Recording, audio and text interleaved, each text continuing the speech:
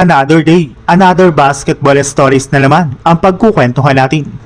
At ngayon nga ay pag-uusapan natin ang balitang rason bakit bangko si Jordan Clarkson sa New York Knicks NBA Finals at ang balitang pag-trade na ng Lakers sa kanilang mga players. Binangko nga po ng New York Knicks ang ating kababayan sa kanilang Game 2 laban sa Spurs. Kaya dahil nga po dyan ay marami na nga po mga fans ang dismayado at humihingi ng rason bakit hindi ito pinapaglaro at binibigyan ng kahit kaunting playing time.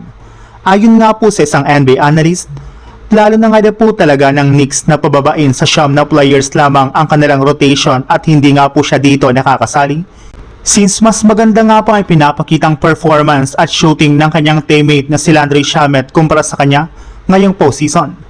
Masyado rin naman nga pong nag-i-struggle si Clarkson sa kanyang shooting at sa kanyang galaw sa loob ng court which is hindi nila afford na mangyari laban sa San Antonio Spurs.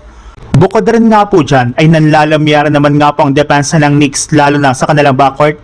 Kaya kapag pinaglalaro nga po nila ito ay nakakahanap nga po agad ang Spurs ng mismatch kay Jordan Clarkson.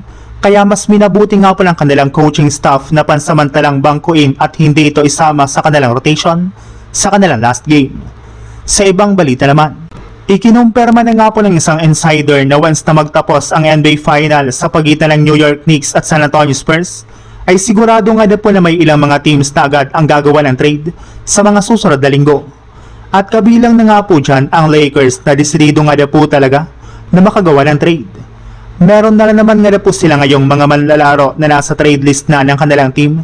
Kabilang na dyan sina DeAndre Ayton na ayaw na rin naman nga po nilang pabalikin pa sa kanilang lineup matapos ang malamyan itong performance sa playoffs.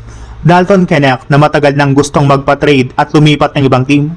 Nick Smith Jr. na pwede nga po nilang gamitin para makakuha ng mga mas magagaling na point guard at higit sa lahat si Jake LaRavia na bagamat man parating available sa lahat ng kanilang mga laro ay sobrang inconsistent na naman nga po nito sa kanilang opensa at depensa na siyang pinaka-pinoproblema ng team sa kanya sa kanilang mga laro.